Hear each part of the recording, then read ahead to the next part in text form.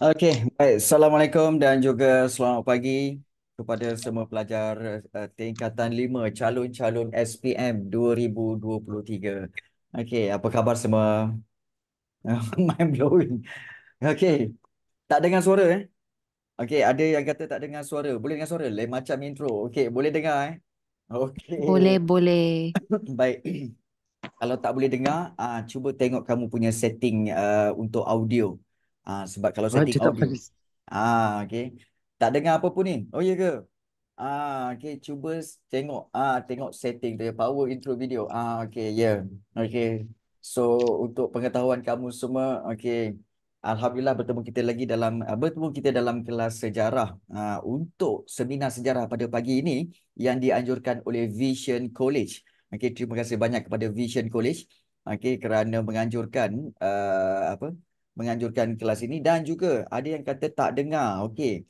Cuba tengok setting sebab sebelum itu tak boleh dengar audio. Okey, tak boleh dengar audio. Okey, so sebelum itu kita settlekan dulu. Okey, para pelajar, kalau yang tak dengar, okey, ya, tekan join audio. Okey, tekan join audio. Join with computer audio. Yes. Okey, terima kasih banyak Miss Veni. Okey. Okey, sila. Okey. Jika dalam kelas ini, okey, sekiranya kalau kamu lihat, okey, iaitu paling penting, okey, kita berinteraksi, okey, melalui Zoom chat. So dekat bawah tu ada chat. Okey, dekat bawah tu ada chat. Yes, boleh dengar. Okey, dekat bawah tu ada chat.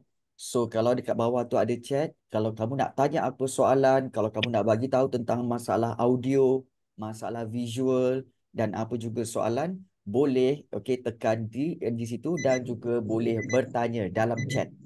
Okey. Jadi tak perlu untuk kamu on mic sebenarnya eh. Tak perlu onkan mic sebab nanti kalau ramai-ramai onkan mic, nanti dia jadi bising, ya. Jadi tak perlu onkan mic. Kalau ada sebarang soalan, boleh terus tanya dalam Zoom chat. Boleh? Boleh eh? Semua dah boleh dengar. Alhamdulillah. Dah boleh dengar. Okey. Baik. Alhamdulillah. Okey, boleh ya? Okey, terima kasih banyak. Okey, so untuk pengetahuan kamu, okey, Vision College telah menganjurkan seminar SPM untuk subjek sejarah pada tahun ini. Okey, dan juga mereka telah melantik, dan Vision College telah melantik cikgu untuk memberikan sedikit tips berkaitan dengan sejarah SPM. Okey, dan cikgu memang adalah nama cikgu adalah Cikgu Rafi.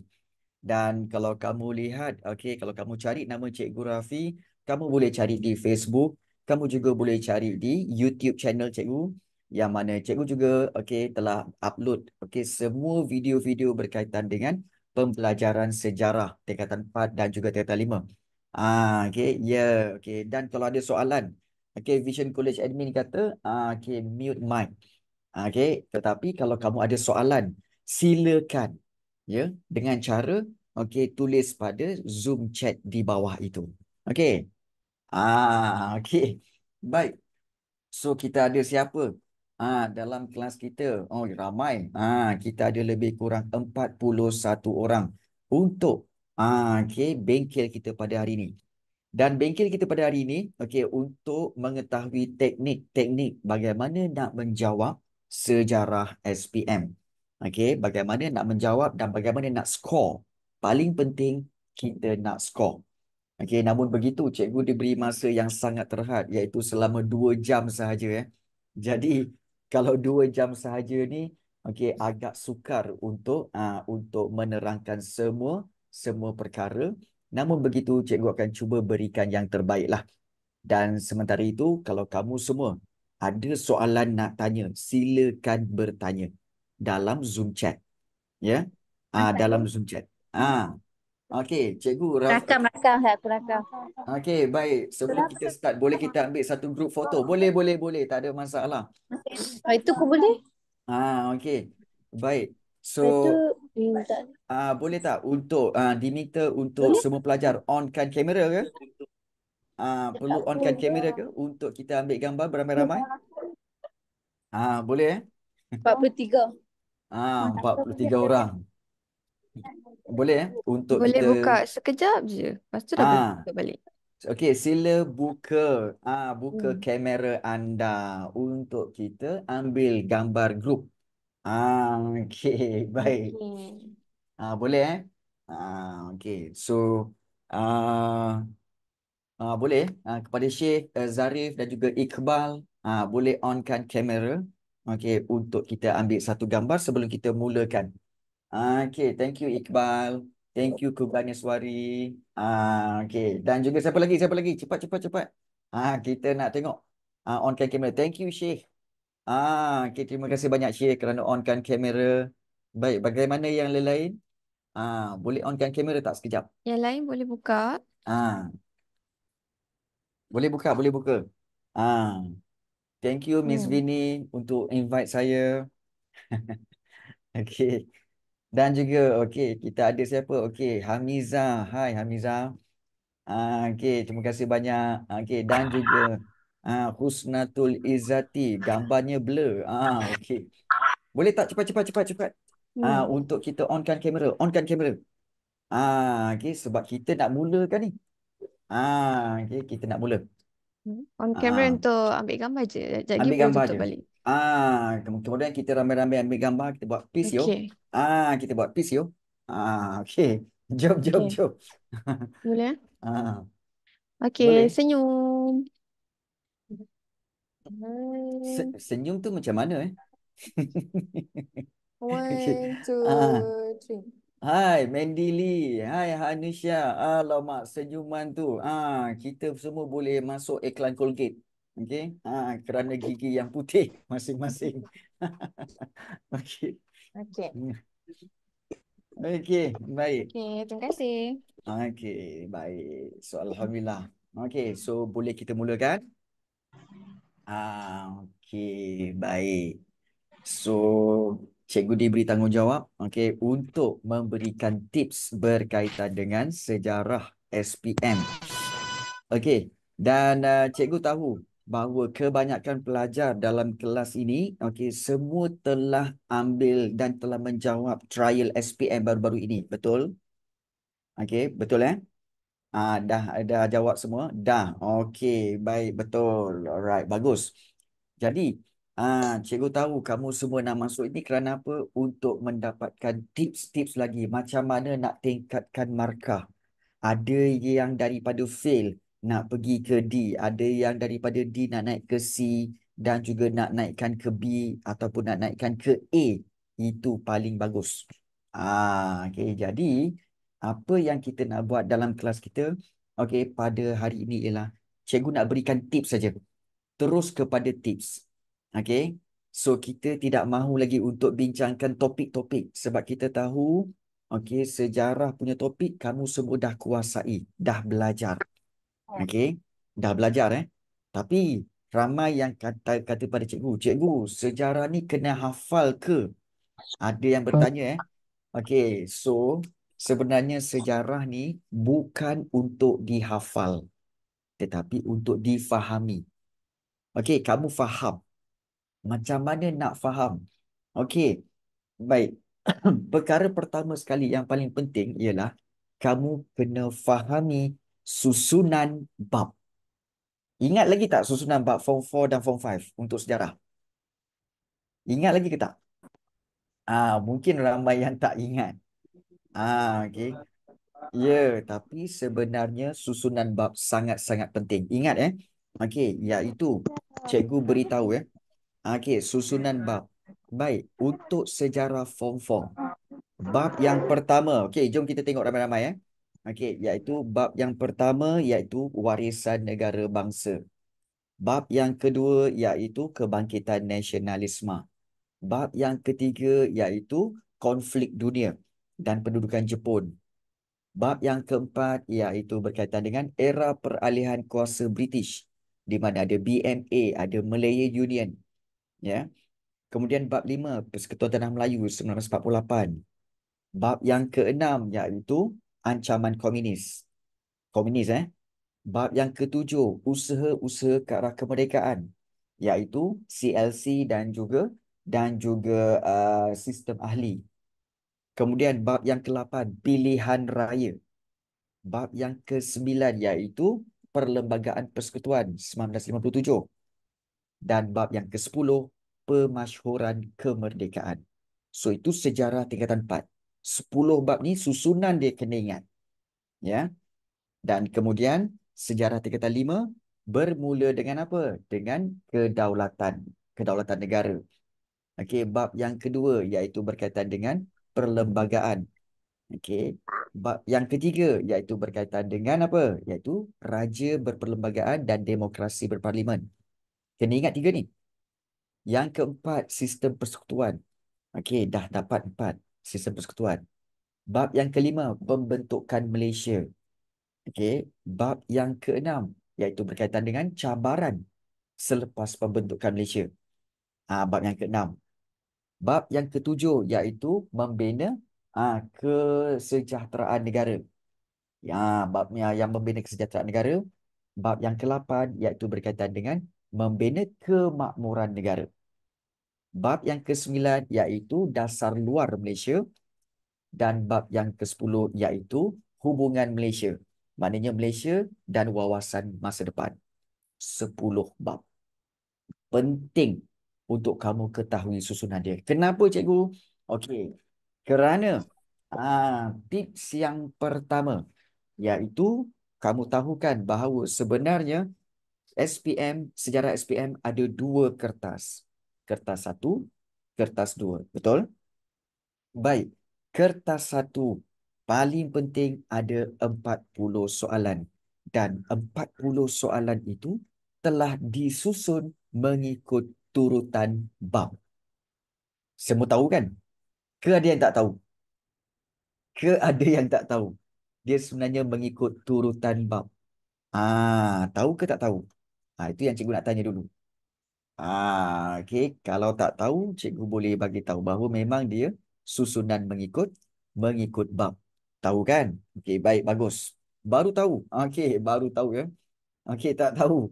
Okey, cikgu kongsikan. Okey, jom. Kita tengok contoh kertas 1. Okey, kita pergi kepada kertas 1. Contohnya seperti ini. Okey, anda lihat seperti ini Okey, kertas 1. Sebenarnya, okey, kalau kamu lihat soalan 1, dia memang akan pergi kepada bab 1. Tak akan pergi bab 2, tak akan pergi bab 3. Dia mesti mula dengan bab 1. Confirm. Confirm. So yang ini dia mesti mula dengan bab 1 dulu. Ini bab 1. Okey.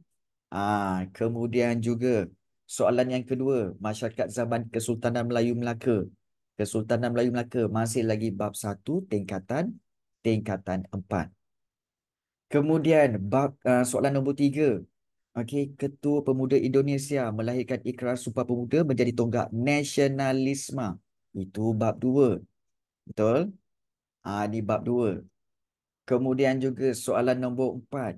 Okey, bila ada gambar Ibu Zain ni, ini juga bab 2. Kemudian soalan nombor 5. Perang Dunia Kedua. Ini bab 3. Dan seterusnya. Kalau kita lihat soalan nombor 6. Pendudukan Jepun pun bab 3. Bab 3. Bab 3 Kemudian soalan nombor 7. Okey, Malayan Union. Nampak tak Melayu ni? Ini bab yang keempat. Nampak tak? Kemudian begitu juga soalan nombor 8, penyerahan Sabah. Ini pun bab 4. Okey, kemudian soalan nombor 9, tujuan penubuhan jawatan kuasa kerja. Ini juga bab ke jawatan kuasa kerja dah masuk bab yang ke berapa? Bab yang kelima dah. Maknanya di sini cikgu nak maklumkan pada kamu bahawa sebenarnya apabila soalan tu disusun mengikut bab, so kamu yakin bahawa soalan ini diambil dari bab mana. Jadi daripada situ, kamu tahu jawapan dia apa. Kalau kamu tak tahu soalan tu daripada bab mana, maka kamu akan tak tahu ini daripada bab mana dan apa jawapan dia. Sebab itu paling penting tahu susunan bab. Dan untuk pengetahuan kamu, soalan nombor 1 sampai soalan nombor 20 adalah dari tingkatan 4. Dan 21 hingga soalan 40 daripada soalan tingkatan 5. Dan dia takkan pusing-pusing balik. Dia takkan. Dia akan terus ikut turutan mengikut bab. Sama ke untuk kertas 2? Okey, untuk kertas 2 nanti kita cerita. Untuk kertas 2 lain sikit. Nanti kita cerita. Baik. Contoh kita lihat soalan nombor 20. Okey, kedaulatan undang-undang. Bila kita lihat dah masuk 20 kedaulatan undang-undang ni, bermakna dah ada kedaulatan, dia dah masuk tingkatan 5. Tingkatan 5 bab 1. Peranan parlimen dalam sistem perundangan negara dah masuk bab 1. Okey, bab 1 tingkatan 5. Okey, yang ini bab 2. Okey, kesan perjumpaan. Bab 2 tingkatan 5. Begitu juga diteruskan sampai soalan yang ke-40 tingkatan 5. Jadi, sebenarnya cikgu nak ingatkan kamu bahawa sebenarnya dengan mengetahui susunan bab, kamu tahu jawapan dia apa. Kerana kamu tahu bab tu daripada mana. Soalan tu daripada bab mana. Itu paling penting. Ya, itu paling penting.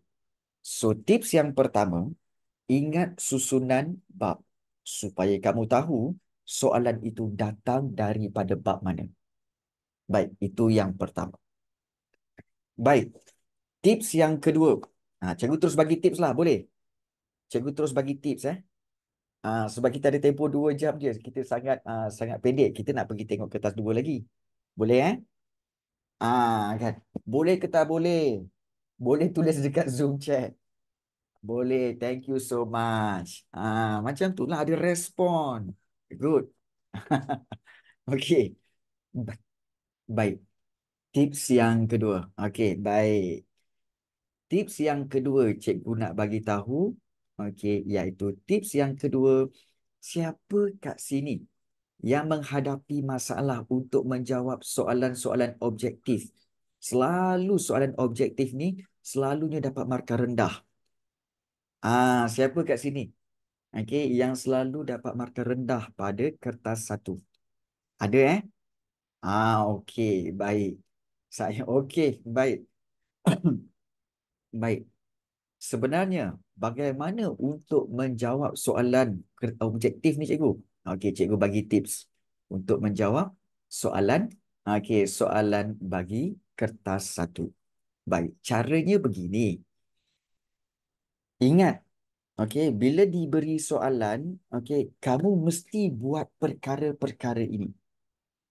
Mesti buat perkara ini. Perkara apa cikgu? Pertama sekali, kamu lihat pertama sekali baca soalan. Dia tak dengar. Dia tak dengar ke? Kalau tak dengar, cuba join audio. Join audio. Ya. Sebab tak join audio tu yang tak berapa dengar tu. Ya. Boleh Deals? Baik. Kita lihat. Baik. Untuk menjawab soalan, paling penting kamu kena buat untuk objektif, iaitu apa tahu? Okey. Okey, kamu kena buat apa? Bila baca soalan, baca apa secara kita kata secara perlahan-lahan. Rakyat akan minum air tadahan. Air tadahan. Okey, inskripsi Telaga Batu dalam upacara persetiaan rakyat kepada pemerintah Sriwijaya. Baik. Kemudian, apakah tujuan upacara tersebut? Baik, cikgu tanya kamu, semasa kamu menjawab soalan objektif dulu, ada tak kamu buat bulat-bulat macam cikgu buat ni? Ada tak kamu buat bulat-bulat macam cikgu buat ni? Ada. Okey, ada yang kata ada. Ada yang tak. Baik. Saya garis kadang bulat. Baik, bagus. Amalkan. Amalkan Garis je cikgu. Ya, garis pun boleh, bulat pun boleh. Ya. Kadang-kadang highlight. Kenapa? Itu kita nak cari dia punya keywords. Kata kunci. Suka highlight. Yes. Boleh, tak ada masalah. Kamu nak highlight ke, kamu nak underline ke, kamu nak bulat ke, boleh. Sebab kata kunci. So, bila kita baca, rakyat akan minum air tadahan. Okey, inskripsi Telaga Batu dalam upacara persetiaan rakyat kepada pemerintah Sriwijaya. Apakah tujuan upacara tersebut? Okey, kamu dah bulatkan. Oh, dia nak cari tujuan. Kemudian kamu baca soalan satu-satu. Yang pilihan jawapan satu-satu. Okey, iaitu yang pertama, kamu akan baca berkaitan dengan, okey, meluaskan pengaruh, mengangkat sumpah, kemudian menunjukkan kesetiaan dan lambang kebesaran pemerintah. Baik. So di sini, okey, iaitu kalau katakan kamu tak tahu, mula-mulalah cikgu nak tanya kamu. Okey, bagi tahu cikgu jawapan soalan nombor satu apa? Bagi tahu cikgu soalan nombor satu apa? A, B, C, D. Okey, baik, bagus. Ada yang kata C, ada yang kata C, C, C. Baik, bagus. Baik. Bagus Baik. Bila kamu jawab, okey, apakah tujuan upacara tersebut? Kemudian kamu baca, oh, jawapan dia C. Okey, itu jawapan yang pertama, menunjukkan kesetiaan. Okey, baik, tak ada masalah. Tetapi, selalu tak berlaku di mana bila kamu baca sekali lagi, meluaskan pengaruh, mengangkat sumpah, menunjukkan kesetiaan, lambang kebesaran. Pernah tak kamu terfikir, mengangkat sumpah ni pun macam yelah. Mengangkat sumpah ni pun macam yelah. Kemudian kan, kamu rasa macam, menunjukkan kesetiaan ke mengangkat sumpah Kemudian, kan, mengangkat sumpah kan, macam, macam mana, mana satu kemudian, the best part is, kemudian kamu buat apa tahu? Aku rasa jawapan ni macam, betul lah yang B ni. Kemudian kamu pun padam. Padam yang situ, kemudian kamu pergi B, mengangkat sumpah. Okay. Macam betul kan? Kamu jawab B. Oh, macam betul ni. B ni. Kemudian, bila kamu bincang, okey, kamu dah hantar kertas soalan tu. Kemudian, bila bincang dalam kelas, cikgu kamu kata apa? Soalan nombor satu ialah C. Kemudian, kamu angkat tangan. Cikgu, saya dah buat C, cikgu. Tapi saya padam balik, saya buat B. Kan? Siapa yang selalu kena macam tu? Paling perit, kata Zulfa. Ya, sakitnya dengar tu. Betul.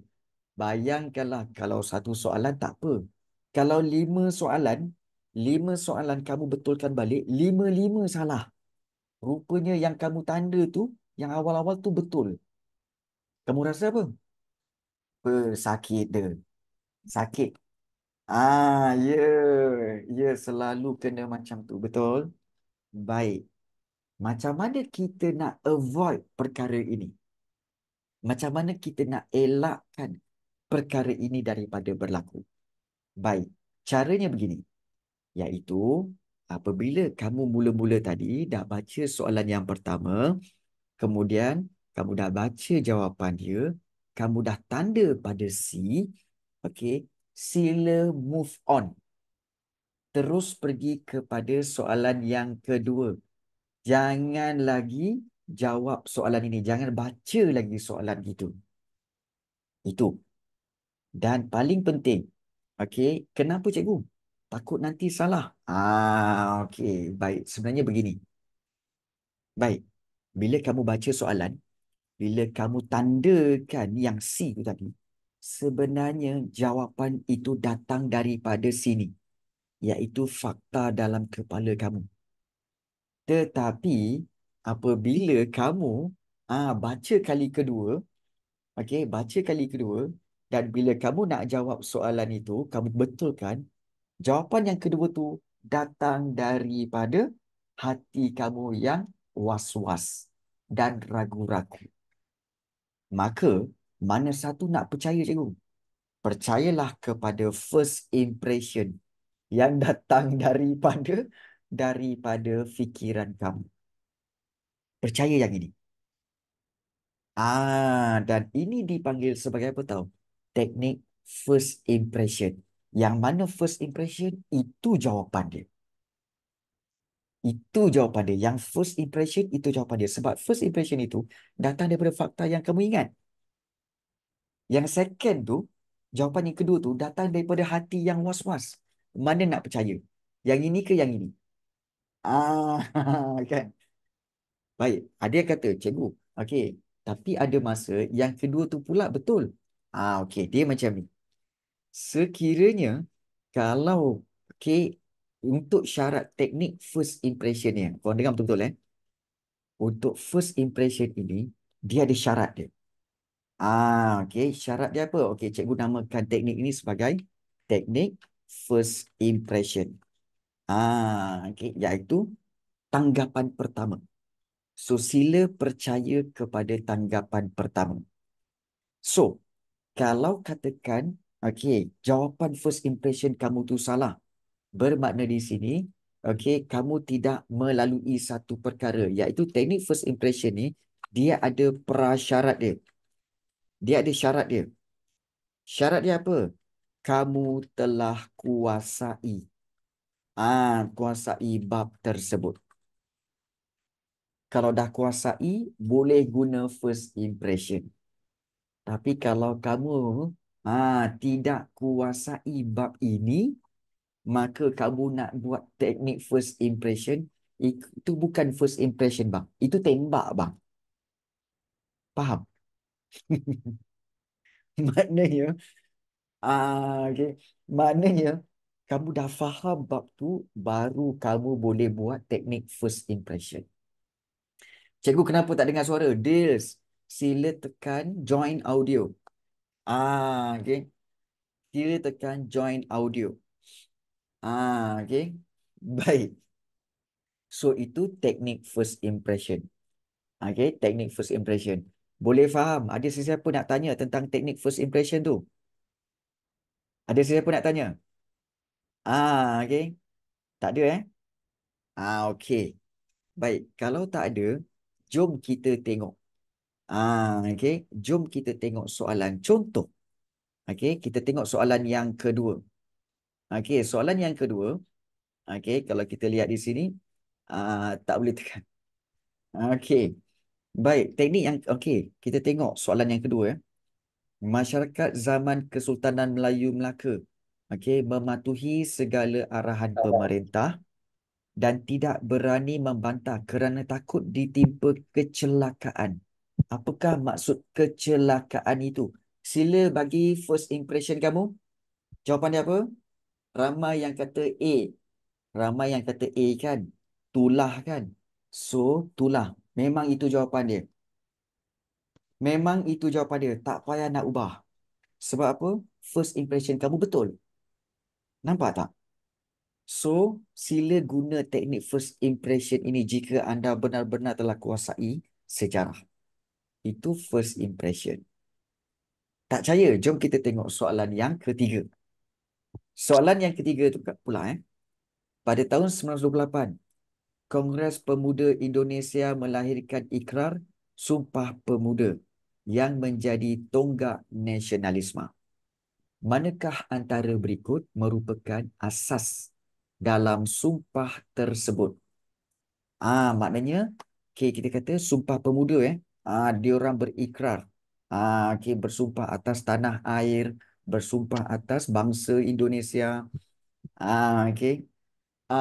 Okey, Dils. Macam ni, Dils. Kamu keluar dulu. kemudian masuk balik. Okey. Keluar dulu. Baik. Jenis macam ni saya lemah macam nak jawab. Okey, baik. Baik, kita lihat menggerakkan jawapan dia menggerakkan pemuda Indonesia, membebaskan Indonesia daripada penjajah, mengaku sebagai satu bangsa Indonesia, mengutamakan bahasa Indonesia sebagai bahasa persatuan. Okey. Baik. Sebenarnya jawapan dia apa? Siapa boleh bagi tahu? Bila keluar 1900. Apa Jadi jawapan dah dia? nate dek pemuruh bodoh. Apa tu? Boleh dengar suara sampai sini. Okey. Baik. Boleh Baik. Jawapan dia adalah untuk apa? Okey, melahirkan ikrar ini. Okey, asas dalam sumpah tersebut iaitu untuk menggerakkan pemuda Indonesia dan membebaskan Indonesia daripada penjajahan. So, nombor 1 dan juga nombor 2. Okey. So, boleh ke untuk kita okey, asas dan sumpah ini menggerakkan pemuda Indonesia dan juga membebaskan Indonesia daripada penjajahan? Ya. Jawapannya adalah A. So, itu adalah kamu punya first impression. Betul? Okey. Tak apa. Kalau ada yang lemah, okay, kita akan tengok balik soalan-soalan yang lain. Sebab ada satu lagi teknik cikgu nak bagi tahu kamu. Okey, iaitu kita tengok soalan nombor 4. Kita tengok soalan nombor 4 Okey, iaitu tokoh berikut telah menganjurkan tabung derma pelajaran tinggi untuk anak perempuan Melayu Semenanjung, iaitu Ibu Zain. Baik, apakah sumbangan beliau? Okey, iaitu jika kita lihat jawapan dia, melahirkan lebih ramai guru wanita, meningkatkan taraf pendidikan masyarakat, mendorong wanita untuk belajar di madrasah, atau menyebarkan kepentingan menuntut ilmu bagi wanita. Baik, sekiranya anda tak tahu jawapan, cikgu tahu. Ramai juga sebenarnya yang, apa sumbangan dia cikgu Macam mana nak jawab soalan ni cikgu? Saya tak tahu. Baik, sebenarnya ada cara yang kedua. Iaitu cara kedua apa? Iaitu cara yang kedua ialah kamu menggunakan teknik apa? Teknik tembak. Siapa suka? Okey, teknik yang kedua iaitu tembak. Siapa suka tembak? Siapa suka tembak? Ya, okey. Baik. Ya. Okey, saya nak tembak. Okey. Baik. Sebenarnya, saja selalunya. Okey.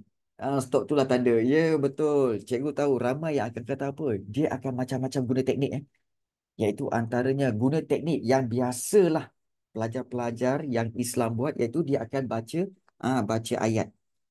Iaitu sebagai contoh, Bismillahirrahmanirrahim. Alhamdulillahirabbil alamin. Nasib baik dia guna Al-Fatihah. Kalau dia guna surah Al-Baqarah, bila nak habis? Ada 297 ayat. Okey. Jangan guna teknik ini. Jangan guna teknik ini jangan. Baik. Sebenarnya cikgu akan ajar kamu macam mana nak guna teknik tembak yang betul. Boleh tembak. Tapi tembak tu biarlah aim. Biar dia ada sasaran. Barulah dikatakan tembak yang betul. Macam seolah-olah kamu nak tembak seperti ini, kamu dah ada pistol, nak tembak depan, tapi pistol tu kamu halakan ke sini. Kemudian kamu tembak, tang. Kemudian kamu tengok, apa salah tak kena Pistol tu ke mana? Pistol tu kat sana. Jadi cara nak tembak ialah kena aim ke depan. Betul? Itu pun belum tentu kena kan? Itu pun belum tentu kena. Jadi kena guna cara tembak yang betul.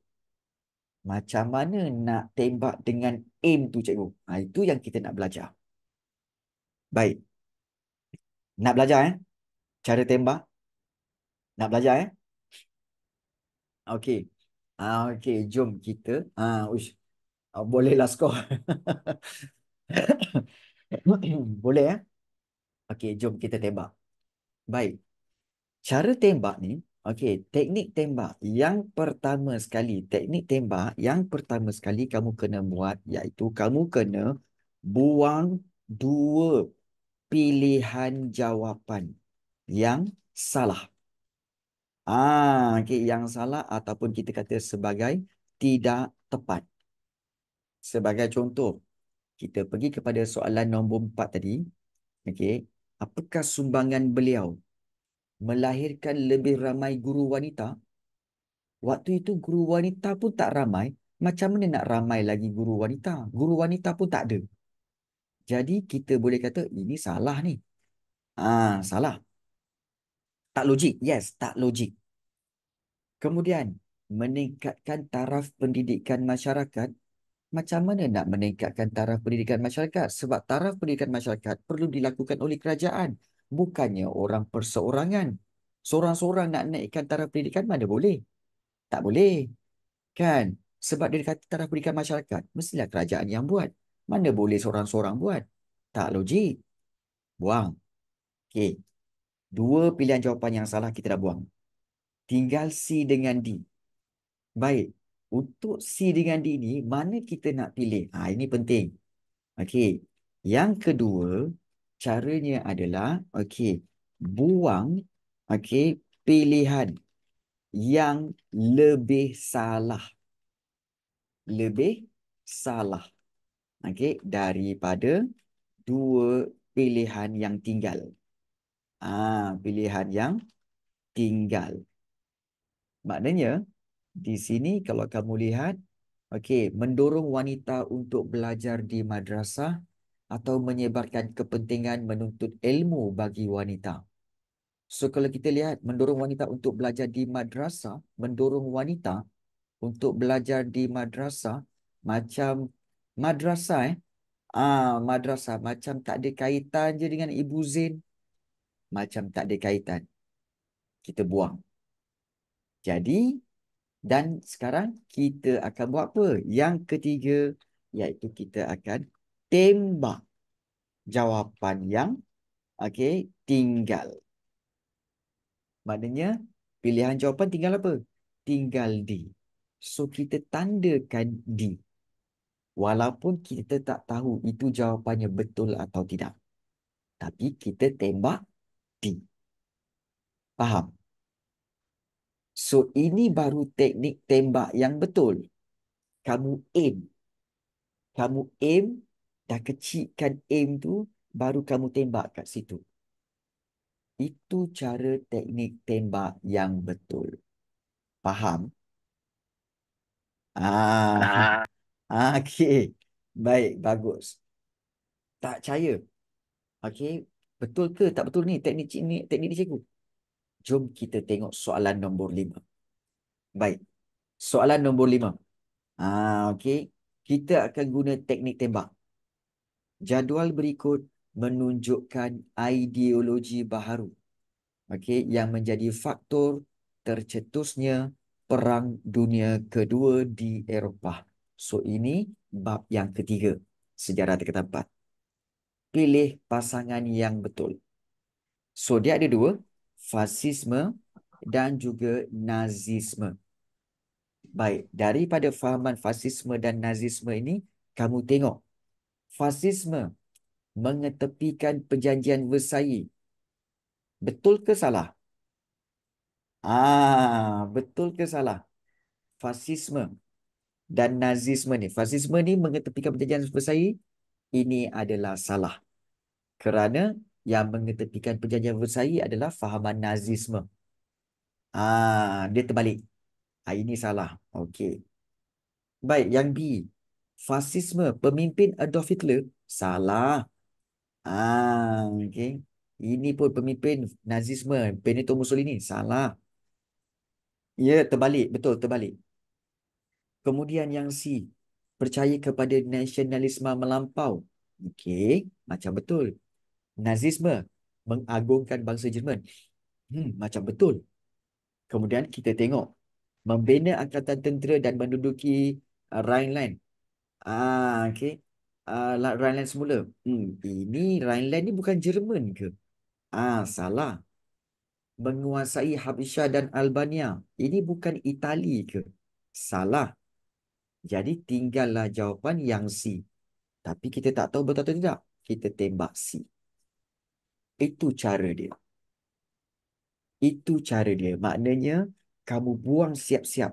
Pastikan kamu tanda. Yang salah tu kamu tanda tau. Tanda kan. Kalau salah, salah. Supaya kamu juga gambarnya baru boleh tembak. Iyalah. Memanglah. Kan. Mana ada orang tak baca buku kemudian boleh tembak terus betul. Mana ada. Kurang-kurang kena faham juga. Okey. Okey. Jadi, kamu kena tahu jugalah tentang bab-bab ini. Memang kena tahu. Okey, tentang bab-bab ini. Jangan ketinggalan. Okey, pastikan kamu tahu. Baik. Itu teknik yang ketiga. Okey, ingat teknik yang pertama iaitu cikgu dah ajar tentang turutan bab. Yang kedua, teknik first impression. Yang ketiga, teknik tembak. Okey, sila amalkan selepas ini.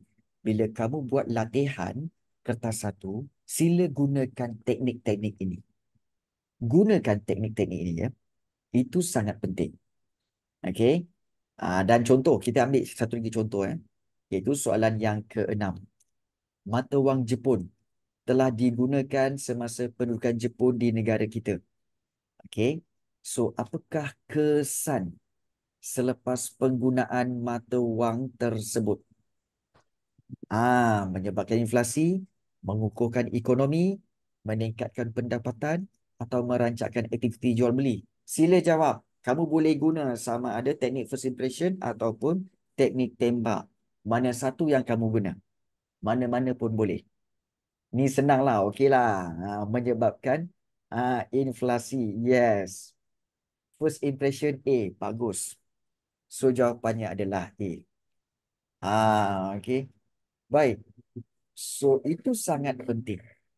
Ni dah selalu cikgu. Betul. Okey. Baik. Kita tengok soalan nombor 7. Okey. Iaitu UMNO menganjurkan bantahan besar-besaran menentang Malayan Union. Okey. Bantahan penduduk tempatan ini berjaya membuka mata kerajaan British terhadap keburukan Malayan Union. So, apakah nilai yang boleh dikaitkan dengan perjuangan tersebut? Satu, semangat juang. Dua, perpaduan kaum. Tiga, tolak unsur politik. Dan yang keempat, penyatuan politik. Penyatuan orang Melayu. Apa jawapan dia? Baik. Sila tulis jawapannya dekat Zoom chat. Cikgu dah agak dah. Bila seorang buat A, semua buat A. Ah, okey. Baik. Okey. Baik.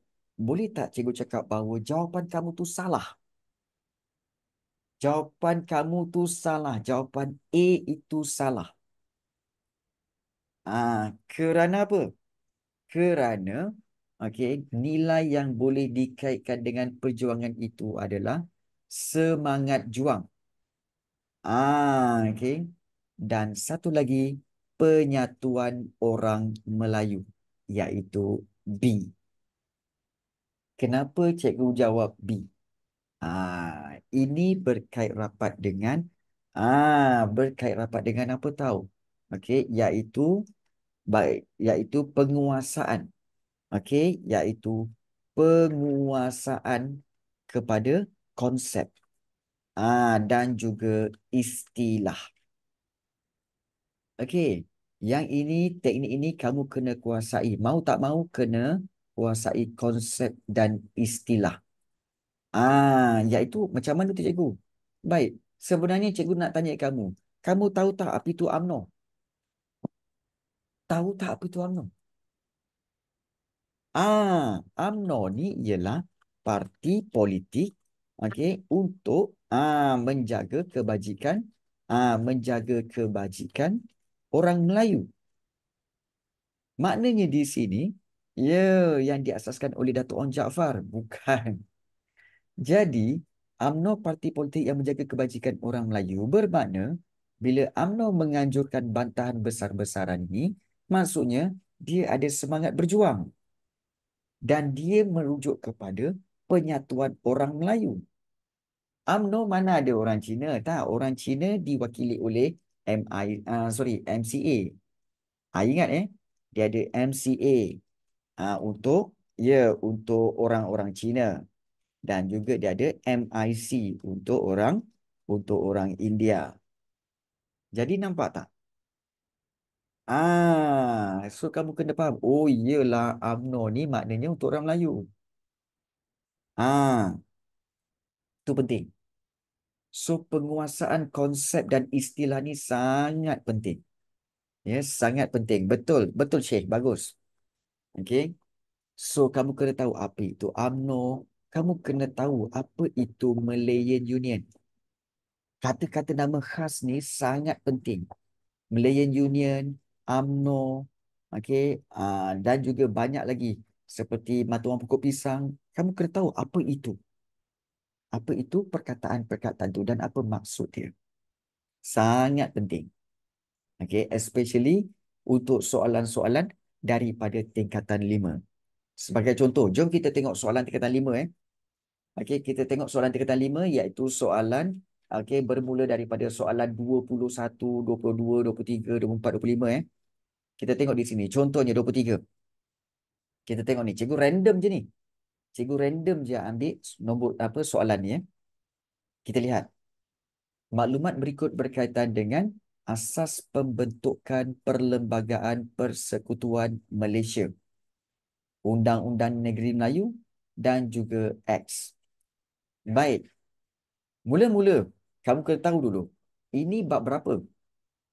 Soalan 23 ni bab berapa? Bab bab 2. Sejarah tingkatan 5. Bab 2. So, asas pembentukan. Kita baca balik soalan.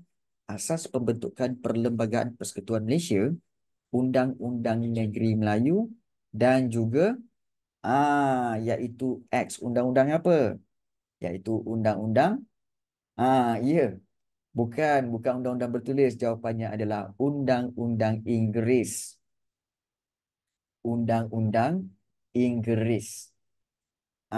Kerana apa? Kerana kita tahu Perlembagaan Malaysia berasaskan model Westminster. Betul? Model Westminster bermakna berasaskan Undang-Undang Inggeris. Jadi situ. Ya, Charter of Justice dan sebagainya. Betul, Charter of Justice. Thank you Rahul, thank you Sheikh. Itu yang kamu kena tahu. Maknanya di sini, kamu kena tahu apa itu Perlembagaan Persekutuan. Okey, dan juga kamu kena tahu. Okey, dia punya Undang-Undang Negeri Melayu dan juga Undang-Undang Inggeris. Gabungan itu untuk membentuk Perlembagaan Persekutuan. Dan ini menggunakan apa cikgu? Ini sebenarnya menggunakan teknik tembak pun boleh, teknik first impression pun boleh. Contoh, kalau teknik tembak undang-undang bertulis. Ada lagi ke undang-undang bertulis? Sebenarnya undang-undang bertulis ni berkaitan dengan hukum kanun Melaka dengan undang-undang Laut Melaka. Mana ada lagi dah undang-undang Laut Melaka dengan hukum kanun Melaka untuk buat Perlembagaan Malaysia? Tak ada. Tak ada. Bukan. Ingat hukum kanun Melaka dengan Perlembagaan Malaysia jarak dia jauh gila kot. Jauh gila. Bukan. Ingat contohnya hukum kanun Melaka. Hukum kanun Melaka sebenarnya pada tahun bila? Kita ambil lah tahun 1500. Tapi Malaysia, Perlembagaan Malaysia pada tahun bila? Pada tahun 1963. Kan jauh sangat tu. Jauh sangat tahunnya. Hampir berapa ratus tahun tu? Hampir 400 tahun. 400 tahun kot. Jadi tak mungkin guna hukum kandung Melaka. Tak mungkin. Jauh sangat. Nampak tak? Di situ kita guna logik. Guna logik. Tak logik. Nampak tak? Undang-undang lisan ialah undang-undang yang kita gunakan secara verbal. Maknanya undang-undang secara turun-temurun. Sama macam undang-undang adat. Tak.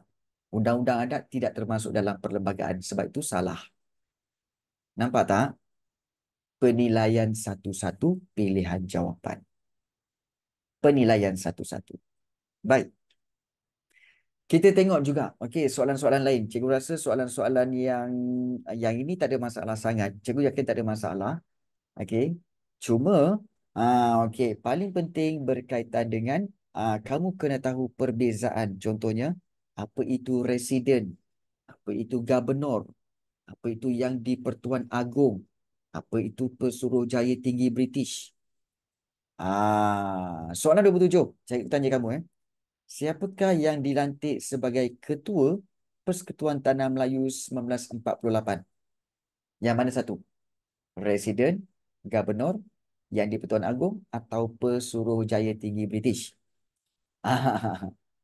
Baik.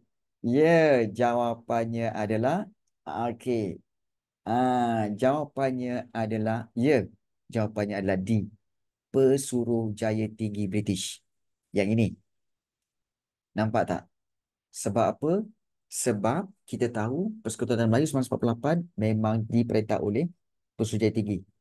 Yang di Pertuan Agong ni cikgu, bila kita dah merdeka. Sebelum merdeka kita tak ada Agong ingat di sini, Agong wujud selepas merdeka. Ya, selepas 1957. Kalau Gubernur pula cikgu? Okey, boleh, tak ada masalah. Okey. Okey, ingat ni.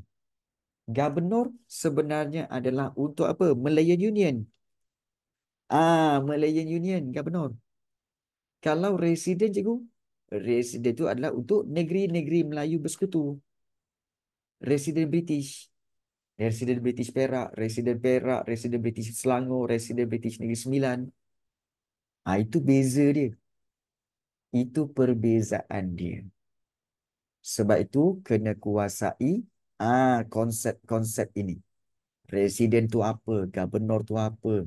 Dia memerintah kat mana? Penting supaya kamu tahu. Cikgu tahu ramai yang sebenarnya, well, cikgu terus terang cakap lah. Sebenarnya ramai yang tak berminat dengan subjek sejarah. Betul, ngantuk. Subjek sejarah mengantuk, subjek sejarah boring. Betul? Betul. Baik. Tetapi, okey, sangatlah mengantuk. Ya. Tetapi, paling penting, kamu kena ada satu kemahuan untuk tahu. Untuk tahu apa itu Malayan Union. Bukan baca seluruh bab tau. Okey. Kena tahu apa itu Malayan Union. Apa itu, okey, contohnya Felda, Felkra, apa tu? Kena tahu. Daripada situ kamu akan dapat menjawab soalan. Tak, sebab best bila dengar cerita sejarah. Sebenarnya sejarah best. Sebenarnya sejarah best.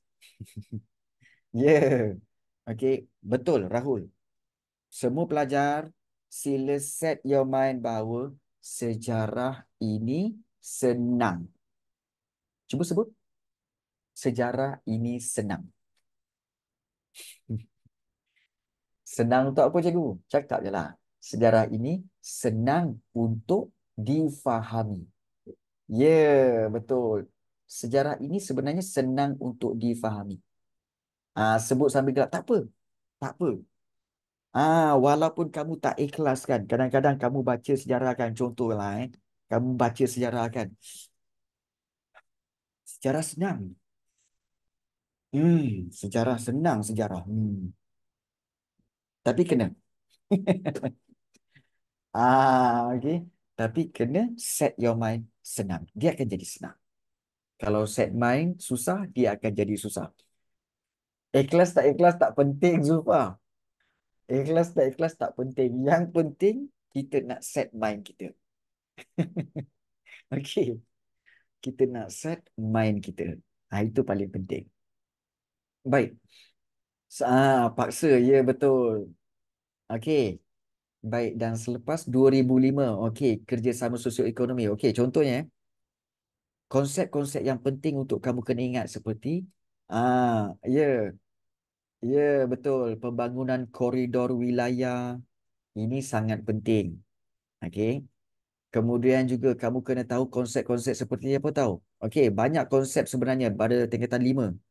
Seperti operasi hammer. Kamu kena tahu apa itu operasi hammer.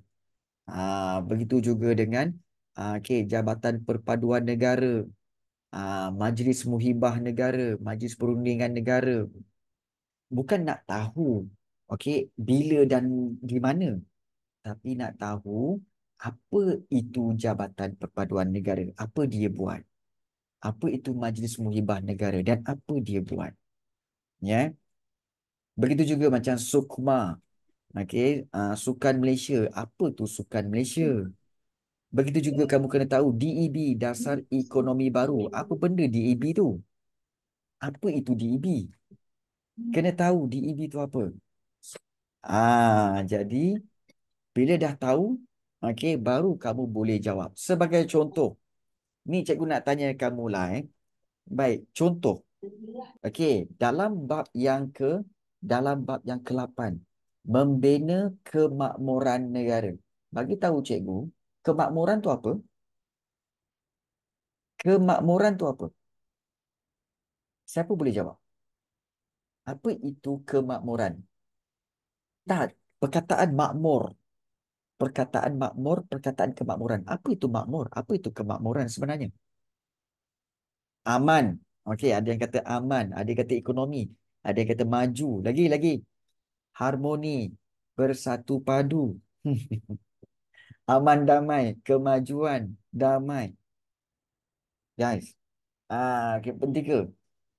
Guna buku teks sejarah je. Okey, baik, bagus. Ada. Nanti cikgu bagi tahu. Kesejahteraan bukan. Baik, guys. Sebenarnya betul.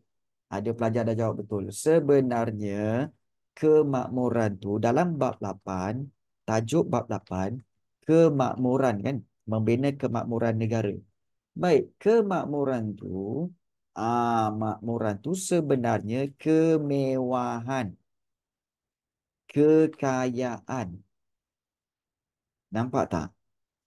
Bila nak memakmurkan negara, maknanya bab 8 membina kemakmuran negara dengan cara apa?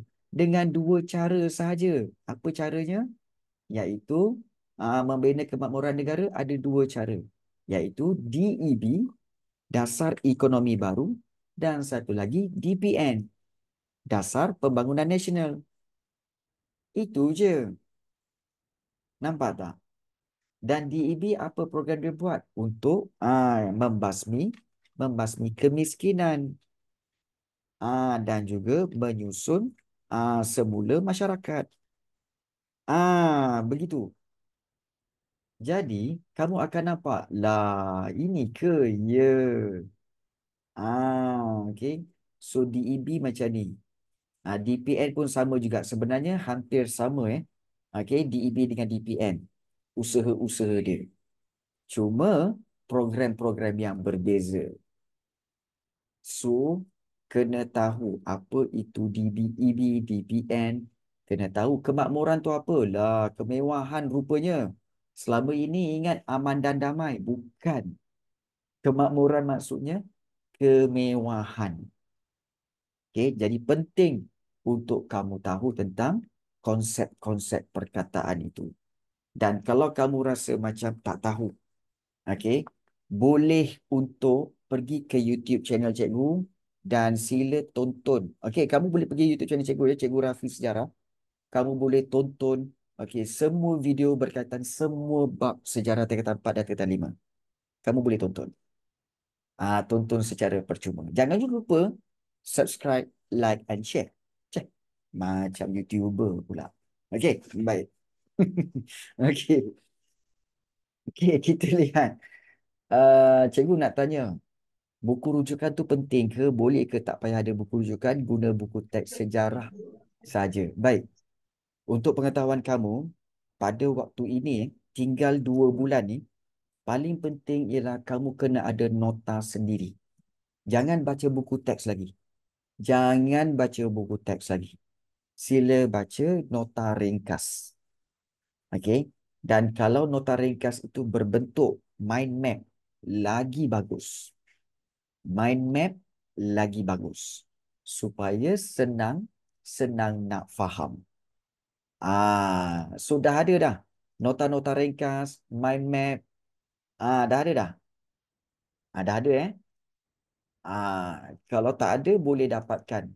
Okey, di mana-mana kedai buku ke apa ke kan. Tapi paling penting kamu kena dapatkan okey, dapatkan apa nota-nota ringkas sebagai contoh sebab kami tak suruh buat, suruh baca buku teks je. Ya ke? Contoh macam ni. Okey, cikgu tunjuk Okey, seperti ini. Nota bab yang kedua seperti ini. Nampak tak? Okey, bab 2 perlembagaan persekutuan. Okey, di mana kita ada definisi undang-undang tertinggi, asas pembentukan perlembagaan. Nampak dia? Asas pembentukan perlembagaan terbagi pada 2. Okey, undang-undang Inggeris. Okey, dan juga berasaskan nilai Kesultanan Melayu. Sejarah perlembagaan persekutuan. So, disusun mengikut tahun. Ini sangat penting. Okey, nota-nota ringkas seperti ini sangat penting. Okey. 5 terma rujukan utama Perjanjian Sultan Melayu 97. Ciri-ciri utama perlembagaan persekutuan, ada ciri tradisional, ada ciri moden. So dia telah asingkan. Nampak tak?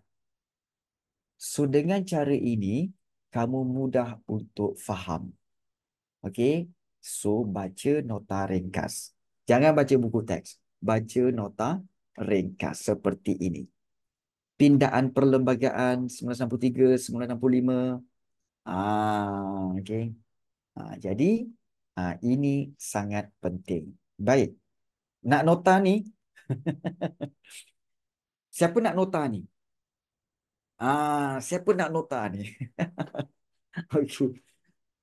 Aduh, ramai pula nak. Aduh. Okey. Nota ni macam mana okey, boleh. Sabar. Sabar. Boleh. Okey. Boleh. Okey. Tetapi macam mana boleh ke saya berikan nombor telefon saya kepada pelajar-pelajar untuk menghubungi jika mereka ada soalan ke? Boleh ke kita tanya admin dulu? Boleh ke admin? Kita tanya admin boleh ke? Takut admin tak bagi. Boleh lah. Boleh ke? Ah, nanti kita tunggu admin respon. Kita tunggu admin respon ya. Admin kena respon dulu.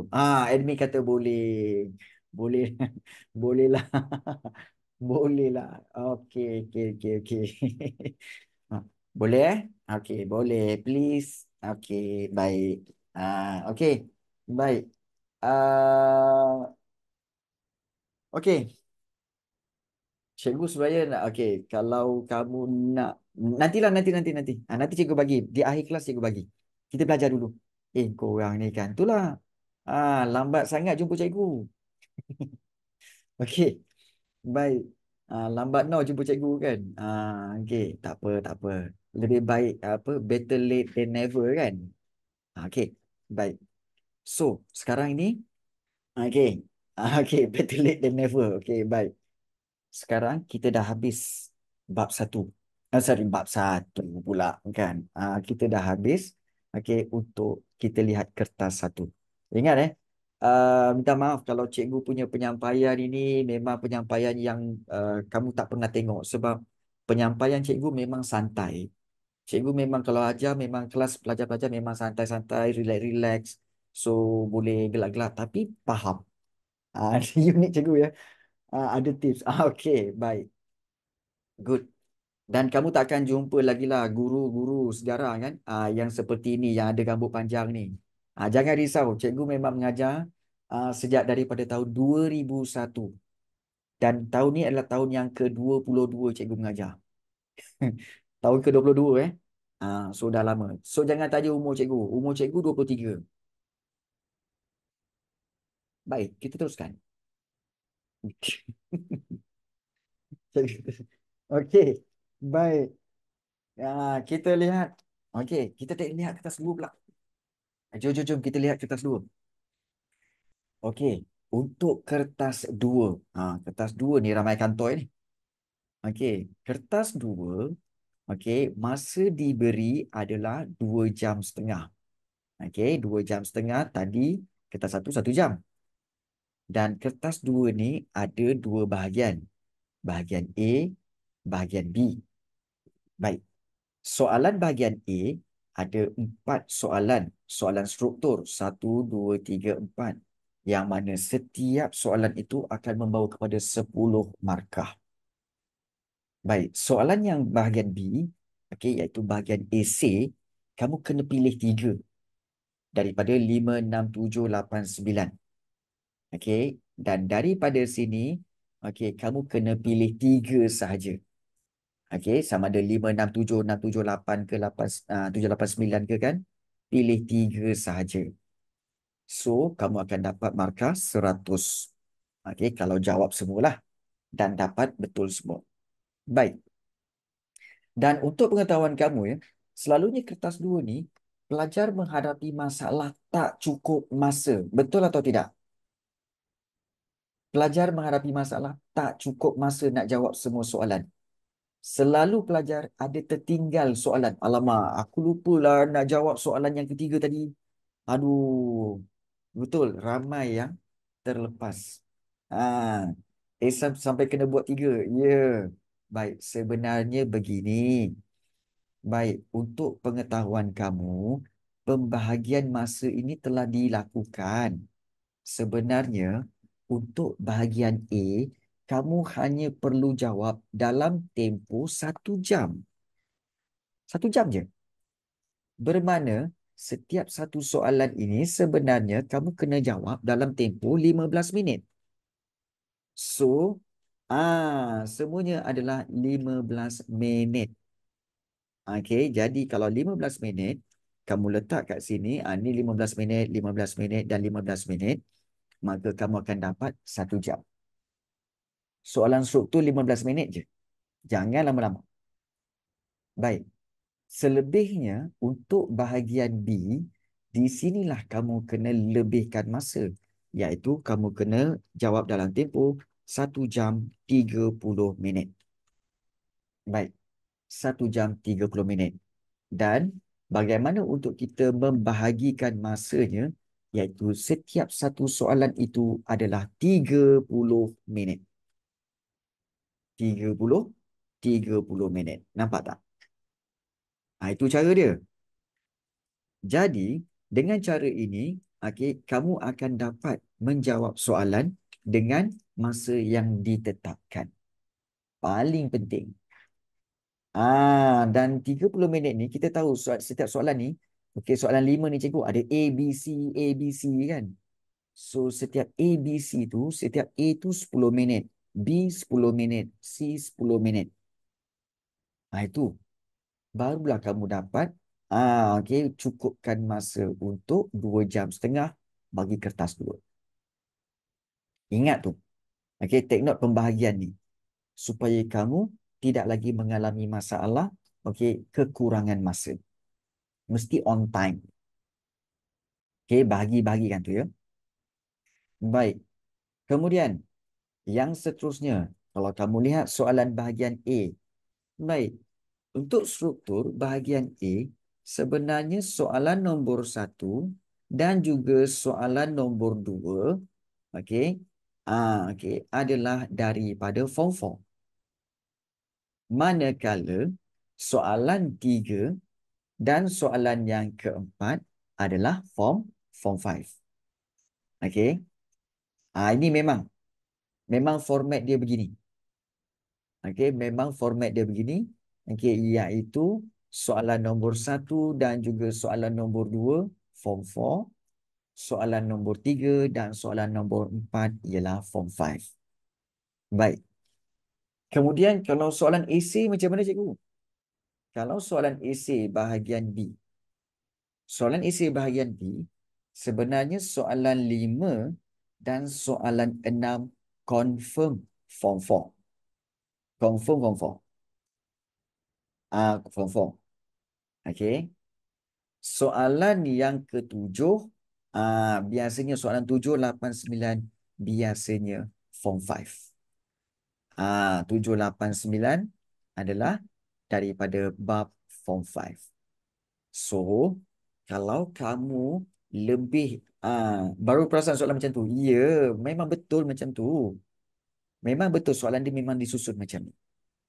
Okey. Jadi, kalau untuk soalan esei bahagian B ni, kalau kamu lebih banyak ingat form 4, ambillah dua-dua soalan form 4 ini. Kemudian, barulah ambil satu di form 5. Tetapi kalau kamu rasa, oh saya lebih faham form 5 cikgu, bolehlah ambil tiga-tiga form 5. Boleh ambil tiga-tiga tingkatan 5 form 5 topiknya untuk dijawab. Itu cara dia.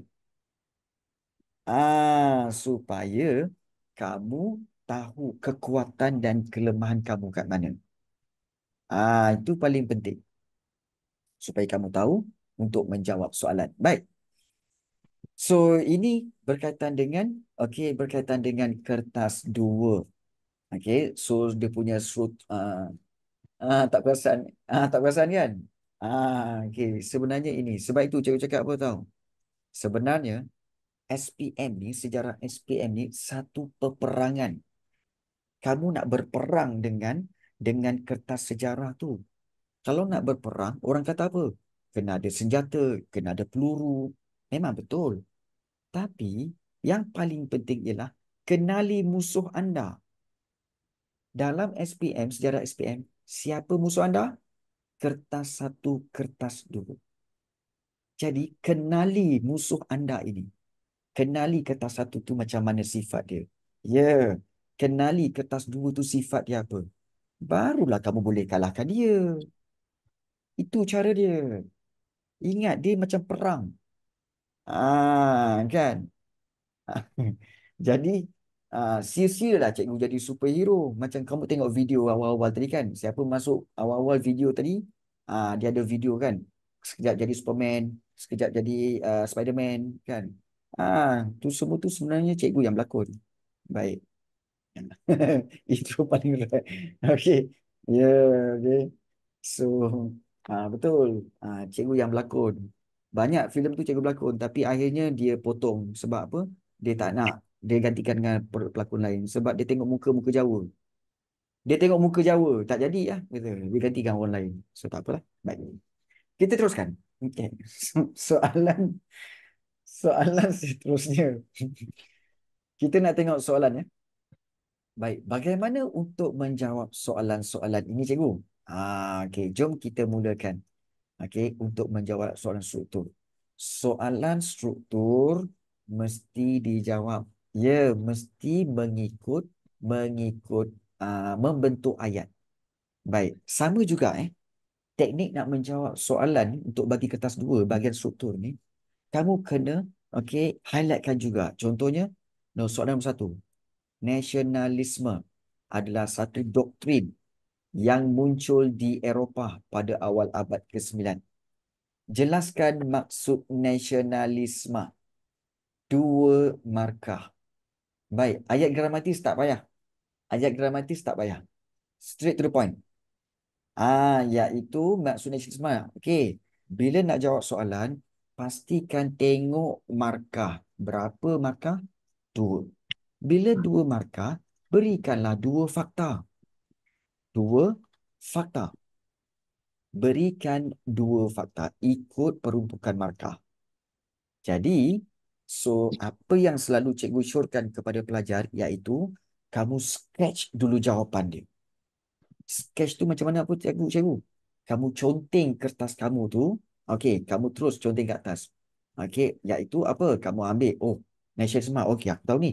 Semangat, okey, semangat cinta akan negara.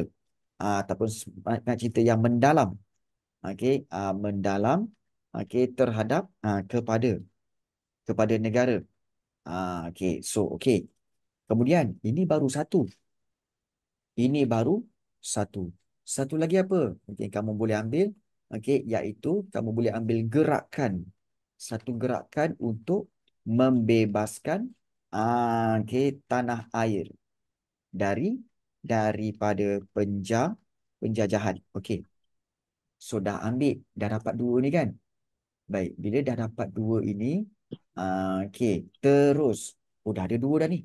Cukuplah untuk dua markah. Ini satu, ini satu. Okey, cukup dua markah. Bina ayat. Baik, bina ayat mulakan dengan, okey, mulakan dengan ayat kepala ayat iaitu kepala soalan. So, kamu boleh mulakan dengan maksud nasionalisme. Ialah. Dan kemudian kamu masukkan dengan semangat, okey, semangat cinta yang mendalam kepada, okey, negara dan bangsa. Kamu boleh tambah negara dan bangsa. Baik, titik. Okey, mendalam terhadap negara dan bangsa, selain itu semangat berjuang menentang penjajah. Boleh. Betul juga Ummu Aisyah. Betul. Okey. Bertujuan untuk, boleh. Bertujuan untuk apa? Bertujuan tu hanya penyambung. Yang penting fakta seterusnya. Okey. So, nasionalisme ialah semangat cinta yang mendalam kepada negara dan bangsa. Baik, titik. Selain itu, ataupun kamu boleh buat nasionalisme. Okey, iaitu kamu boleh buat juga tambahan iaitu nasionalisme juga bermaksud okey, gerakan, okey, untuk membebaskan, okey, tanah air daripada penjajahan kuasa asing. Tambah. Okey, titik. Cukup? Cukup dua markah. Baik. Harus diingat. Ini cikgu nak. Cikgu boleh buat point tak? Never. Jangan korang sekali-kali buat point. No. No at all. Tak boleh. Jangan. Jangan buat point. Okay. Dan kalau kamu kena buat ayat, ingatlah. Okay. Nak buat ayat, okay, kena guna teknik apa? Teknik KISS. Apa itu KISS, cikgu? Teknik KISS ini ialah untuk soalan esei. Okey, soalan esei, soalan struktur, gunakan teknik KISS iaitu apa? Keep it simple short. Keep it simple short. Kamu tengok jawapan cikgu ya. Maksud nasionalisme ialah semangat cinta yang mendalam kepada negara dan bangsa. Satu. Nasionalisme juga bermaksud gerakan untuk membebaskan tanah air daripada penjajahan kuasa asing. Dua. Cukup. Tak perlu nak ayat gramatis. Tak perlu. Tak perlu untuk menyambung sampai bertujuan untuk ini apa semua. Tak perlu. Keep it simple. Short. Faham? Sebab ini bukan BM. Ini sejarah. Ini sejarah. Sejarah dia nak kamu terus bagi fakta. Bagi poin. Bagi poin. Bagi fakta lah. Bagi fakta, huraian dan contoh. Of course boleh pakai penanda wacana. Boleh. Tapi tidak perlu pengenalan. Tidak perlu penutup. Tak perlu. Okay. Baik, bagus soalan ni. Cikgu suka soalan ini. Ada pelajar tanya, Sir, kalau bagi lebih, tak dapat markah lebih ke untuk cover jawapan lain yang salah? No. Tidak. Kalau katakan kamu tambah lagi satu ayat kat sini, contohnya kamu tambah satu lagi fakta kat sini, okay, kamu sambung lagi satu fakta kat bawah ni kan, dia tetap akan kira dua markah sebab memang soalan ini hanya peruntukan dua sahaja. Jadi, jangan bagi lebih daripada dua. Maknanya jangan bagi lebih daripada peruntukan markah. Dan ada pelajar tanya, cikgu, kalau saya bagi lebih, mana tahu jawapan saya yang atas tu mungkin salah, so jawapan saya yang lebih tu boleh cover? Baik, memang betul. Tetapi dalam realiti peperiksaan, bagi tahu cikgu, Cukup ke masa nak buat nak buat fakta tambahan? Cukup masa tak? Realitinya cukup masa tak untuk bagi fakta tambahan? Realitinya tak cukup. Tak cukup masa. Jadi, jangan fikirkan nak berikan poin tambahan.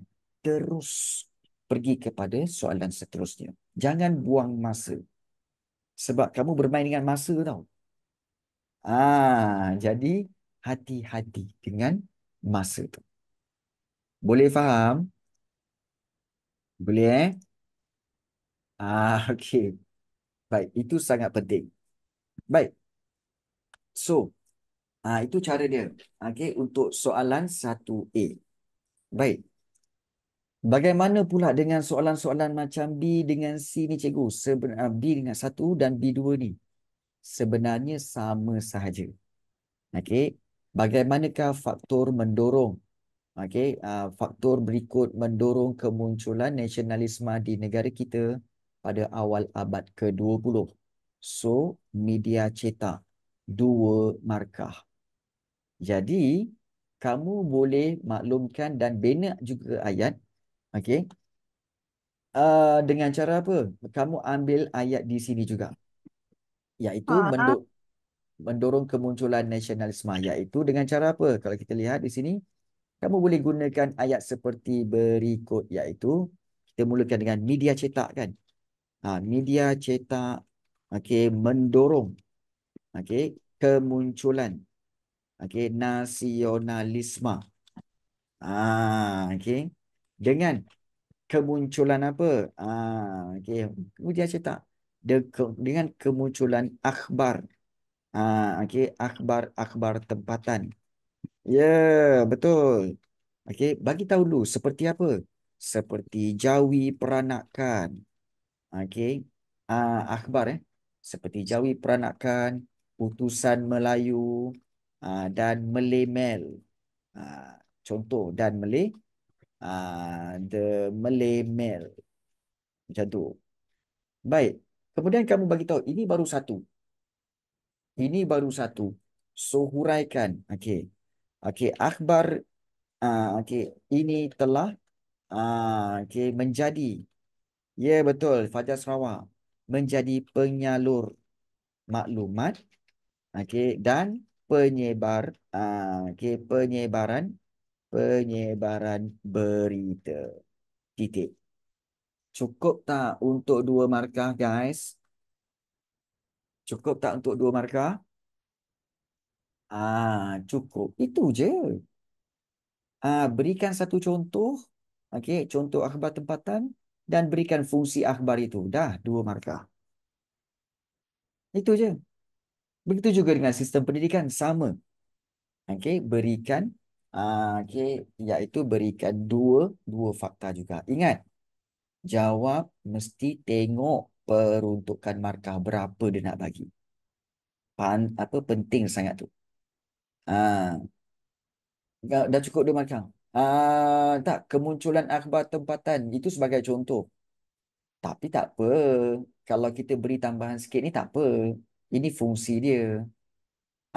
Fungsi akhbar-akhbar tersebut. So kalau kita ada idea bagi. Ya. Baik. Kemudian soalan struktur biasanya ada satu soalan kebat dan ramai pelajar biasanya soalan sini soalan kebat ya. Dan ramai pelajar biasanya dia tidak tahu dan kadang-kadang susah nak fikir. Macam mana nak jawab soalan kebat, cikgu? Okey. Baik, sebagai contoh kita tengok C ya. Jelaskan kesan. Ya, kesan sekiranya rakyat Malaysia tidak memiliki semangat nasionalisme yang tinggi. Maknanya, kamu kadang-kadang fikir apa tahu? Sekiranya rakyat tidak memiliki semangat nasionalisme yang tinggi, macam mana nak jawab ni, cikgu? Mudahkan. Mudahkan pemahaman kamu. Iaitu, rakyat Malaysia tidak memiliki semangat nasionalisme, kamu mudahkan. Iaitu, kamu rumuskan kamu simpulkan bahawa sebenarnya ayat ni apa tahu? Iaitu rakyat Malaysia tidak mencintai tanah air, mencintai negara. Betul tak? Mencintai negara. Betul ke tak betul? Sama tak? Sama ke tak sama? Sama. Sama sebenarnya. Ya, betul. Sekiranya rakyat Malaysia tidak memiliki semangat nasional yang tinggi. Maksudnya, sekiranya rakyat Malaysia, kamu ubah ayat ni, mungkin kamu tak faham ayat ni kan? Kamu ubah ayat ni jadi apa? Sekiranya rakyat Malaysia tidak mencintai negara. So, what will happen? Semua jawapan, ya, kamu boleh terima. Okey, bagi contoh jawapan, bagi tulis kat Zoom chat. Kamu bagi apa saja yang terfikir. Cikgu nak tengok. Seperti kata, okey, ada pelajar, Syekh kata apa? Negara mungkin akan dijajah semula. Ya, betul. Cikgu setuju. Okey, apa lagi? Okey. Kita tengok. Okey, contohnya, okey, negara mungkin akan dijajah semula. Betul. Kemudian berlaku peperangan. Betul. Berlaku peperangan. Lagi apa lagi? Okey, berlaku peperangan. Ekonomi merosot. Boleh. Okey. Okey. Ya, okey. Dan juga ekonomi merosot. Kesejahteraan negara terancam. Ya, boleh. Politik negara tidak stabil. Ya, betul. Boleh. Okey. Politik negara tidak stabil pun boleh. Tak ada masalah. Sebab sebenarnya apa? Yang penting dia tanya kesan. So, bila kamu dah faham dia nak apa, kamu boleh bagi semua jawapan. Easy body kebat. Boleh pakai kat cikgu? Boleh. Boleh. Ah, jadi, ini semua boleh menjadi jawapan kamu. Okey, dengan syarat apa tahu? Iaitu fahami kehendak soalan tu nak apa. Rakyat Malaysia tidak memiliki semangat nasionalisme. Fakta saja ke kebat ni cikgu? Fakta pun boleh, huraian pun boleh, contoh pun boleh. Baik. Ini 4 markah, betul? Bila 4 markah, kamu boleh buat 2 fakta dan 2 huraian. 2 fakta, 2 huraian. Betul? Baik. Okey, so contoh kita di sini ada berapa? Ada 1, 2, 3, 4. Kalau cikgu lah cikgu akan ambil 2 saja. Dan cikgu akan tambahkan dengan huraian. Contoh, negara mungkin akan dijajah semula. Kerana apa? Kerana rakyat tidak berminat untuk mempertahankan negara. Rakyat tidak berminat untuk mempertahankan negara. Okey. Jadi ini menyebabkan negara mungkin akan dijajah semula. So, di sini kalau kita lihat, cikgu telah buat satu fakta dekat sini. Fakta satu. Kemudian yang di bawah ni, cikgu telah menjadikan dia huraian satu. Baik. So, fakta dua. Kita boleh ambil. Ya. Iaitu berlaku peperangan. Okey. Peperangan macam mana cikgu? Peperangan dalam negara. Okey. Dalam negara di mana kita tahu kita nak buat huraian. Okey, huraian dia macam mana cikgu? Kamu pilih. Okey, berlaku peperangan dalam negara kerana okey, apabila rakyat tidak mencintai rakyat tidak memiliki semangat nasionalisme, maka akan berlaku, kita tahu akan berlaku huru-hara. Okey, yang boleh mencetuskan apa? Ia boleh mencetuskan pergaduhan dan peperangan. Itu je. Okey. So yang bawah ni cikgu, kita boleh padam. Cukuplah. Boleh.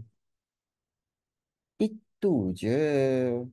2 fakta, 2 huraian. Dan macam mana nak buat ayat? Sama. Iaitu, kamu boleh ambil daripada ayat soalan. Sekiranya rakyat Malaysia. Macam tu. Ya. Sekiranya rakyat Malaysia. Kena mulakan. Okey. Tidak memiliki semangat nasionalisme yang tinggi. Okey, koma. dan kamu akan mulakan dengan ya. Okey. Nak cikgu buat contoh jawapan ke ni? Nak cikgu buat contoh jawapan ke ni? Cikgu tunjukkanlah cara macam mana nak jawab ni. Korang tengok tu betul tau. Ha, korang tengok ke tak ni? Guys, saya senyap je ni. Minum guys. Ha, kopi. Ha, baik. Jom kita tengok. Sekiranya rakyat Malaysia tidak memiliki semangat nasionalisme yang tinggi, okey, negara kita, kita boleh tambahkan ni. Tengok cikgu khusyuk ni. Okey. Okey. Negara kita, okey. Okey. Akan okey, berkemungkinan sebab akan mungkin dijajahkan. Negara kita berkemungkinan akan dah tak lego dijajah semula. Kenapa tak lego? Okey. Dijajah semula okey, oleh kuasa besar lain. Kuasa lain. Kuasa lain lah. Okey, titik. Okey. Kemudian, untuk masuk huraian, kamu mulakan dengan hal ini disebabkan nampak?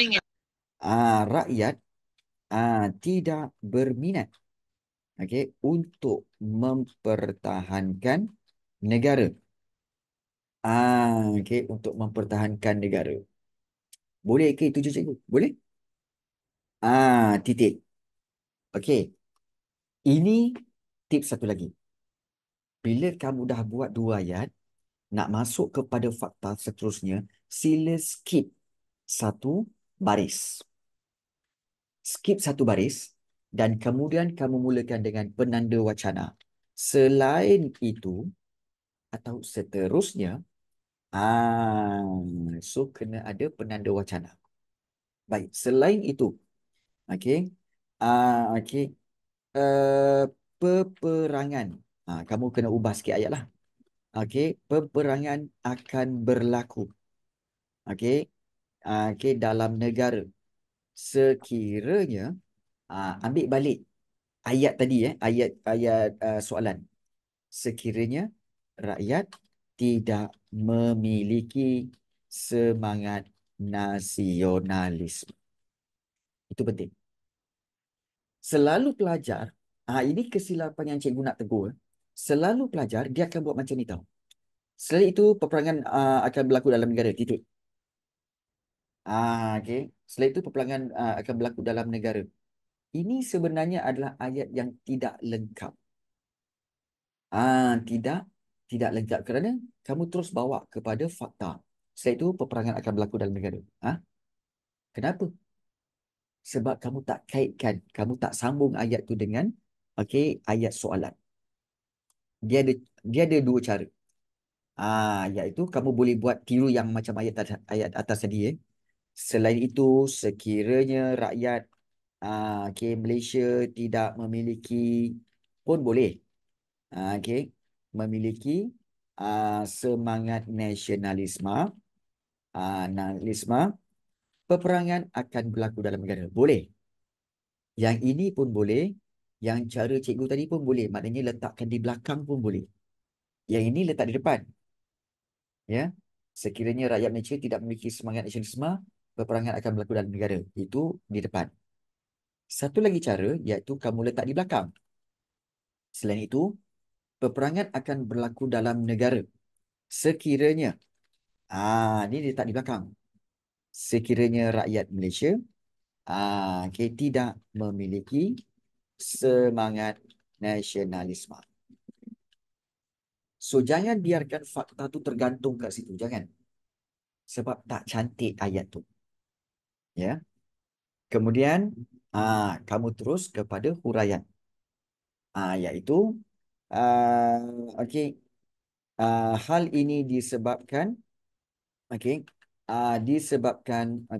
pergaduhan dan peperangan, kan, pergaduhan dan pertikaian. Kita boleh ubah-ubah jawapan. Pertikaian akan berlaku. Yang boleh mencetuskan peperangan. Titik. Okey. So, itu contoh jawapan. So, daripada sini, kamu telah memiliki empat. Fakta, uraian, fakta, uraian. So, 4 markah. So, ingat antara yang tips yang cikgu nak kamu buat iaitu walaupun 2 ayat saja, jadikan dia satu perenggan. So, yang ini pun sama. 2 ayat saja, satu perenggan. Dan kenapa nak buat macam ni? Supaya, cikgu kamu, bayangkan, bayangkan. Sebelum tu, cikgu kamu ada suruh buat macam ni tak? Cikgu kamu ada suruh tak buat jawapan macam ni? Ada Ada Okey. Pastikan ada sebab apa? Bayangkan sekiranya kalau katakan kamu buat macam ni. Semua dalam satu perenggan. Bila semua dalam satu perenggan, apa yang berlaku adalah sebenarnya bila dalam satu perenggan, cikgu kamu akan cari jawapan tau. Dia akan cari. Ini 1, 2, mana lagi? 3, 4. Budak ini. Nampak tak? Kamu telah ajar. Jawapan kamu telah ajar cikgu kamu untuk giling. Hmm. Budak ini. Nampak? Kalau semua dalam satu perenggan, dia akan giling.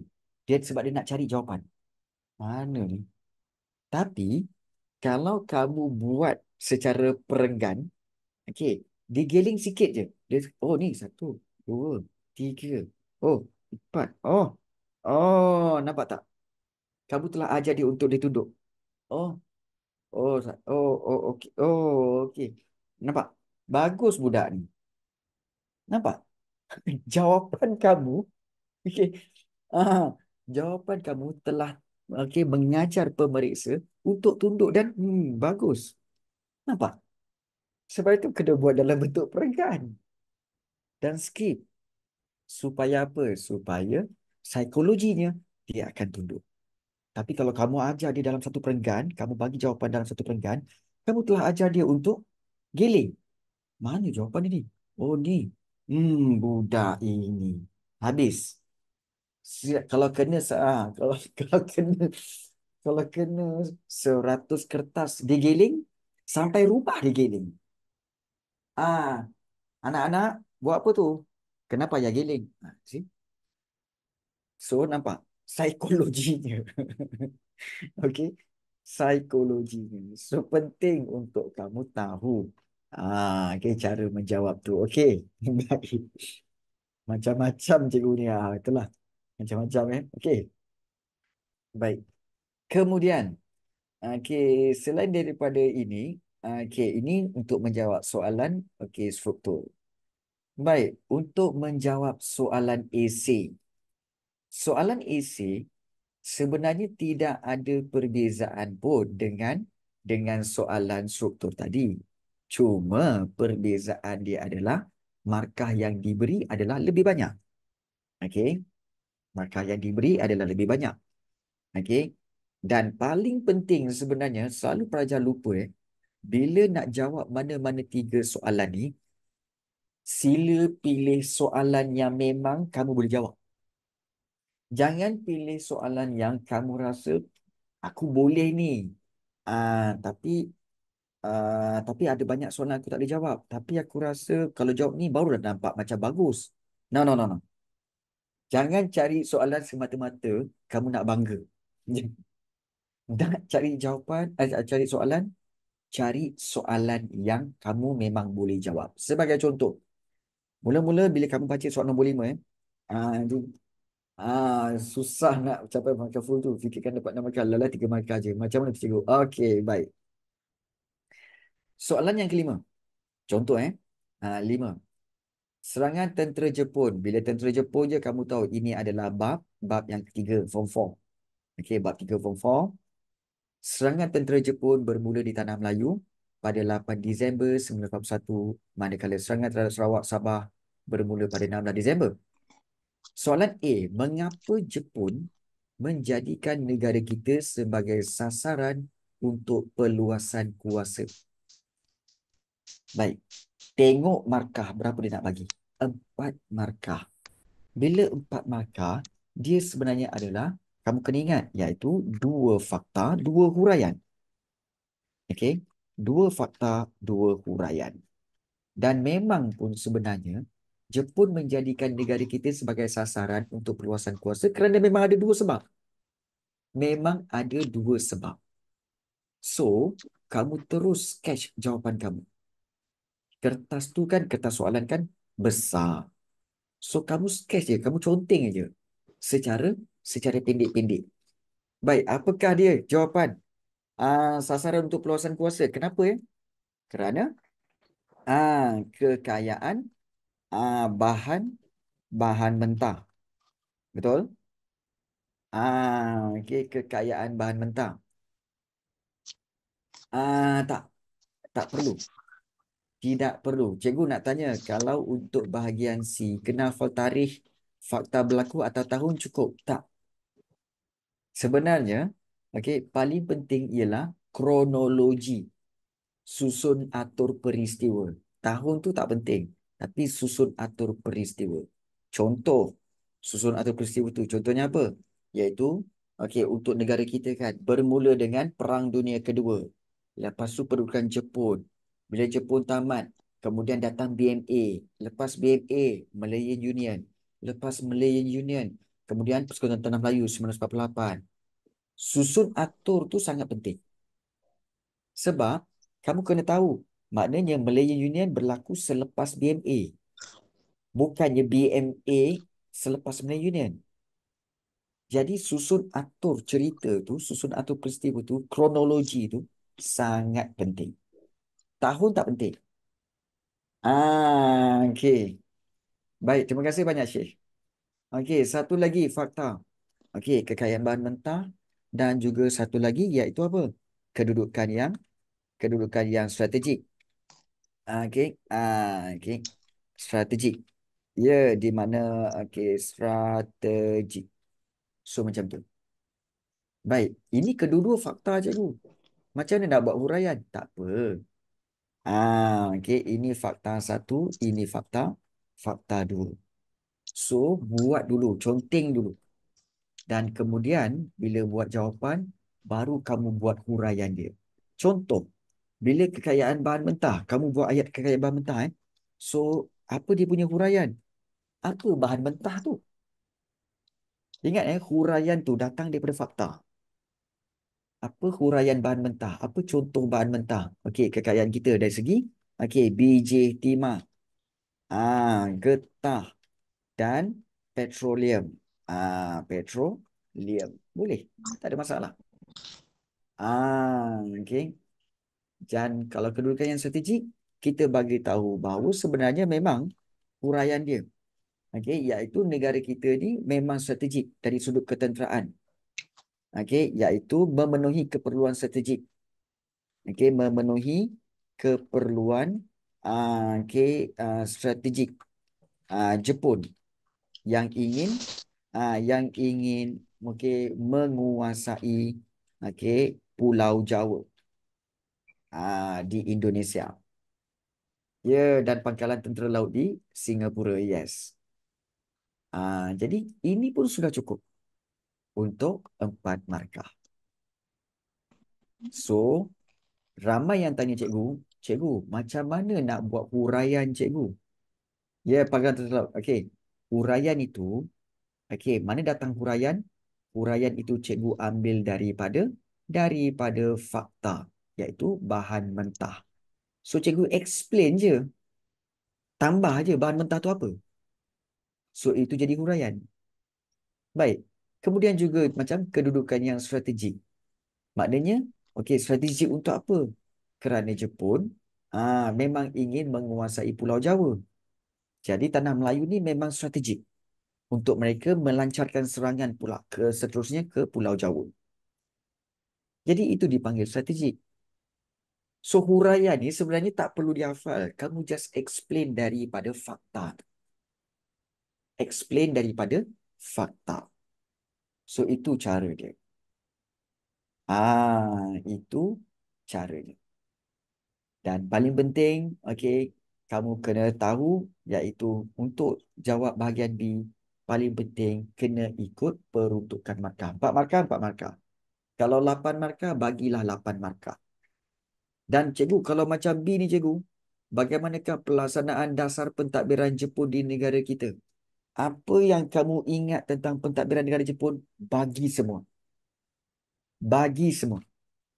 Apa yang kamu ingat? Okey, antara perkara yang cikgu tahu, ramai pelajar yang mungkin ingat-ingat lupa.